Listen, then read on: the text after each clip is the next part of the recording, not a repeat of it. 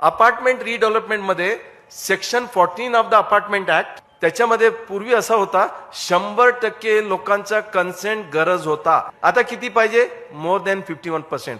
Section 14 of apartment act has been amended.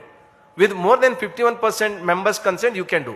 दुसरा प्रश्न apartment लोकांचा येतो की आमचा कन्व्हेन्स नाहीये.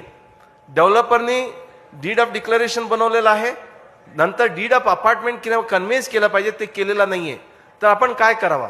तुम्हाला कन्व्हेन्स पाहिजे असेल, डीम्ड कन्व्हेन्स मध्ये section 11 of the Maharashtra ownership flat act is conveyance for both. तुम्ही सोसायटी नावाने कन्व्हेन्स घेऊ शकतात, तुम्ही अपार्टमेंट ऍक्ट खाली इंडिव्हिज्युअली कन्व्हेन्स घेऊ शकता. आणि मी घेतलेला आहे. मी अपार्टमेंट ऍक्ट खाली 15 मेंबर्स होते, 15च्या लोकांनी 15 डीड ऑफ अपार्टमेंट डीडीआर कडून करून घेतलेला आहे आणि नोंदणी केलेला आहे. त्यांच्या नाव 7/12 मध्ये आलेलं आहे. तुम्ही कंपनी करून सुद्धा करून घेऊ शकता. आता लोक मला विचारतात, साहेब आम्हाला अपार्टमेंट मध्ये 100 लोक आहेत, त्यांना एकत्र करायचं, लीगल एंटिटी बनवायचं आहे, तर आपण deemed conveyance cooperative housing society करून करता येते का?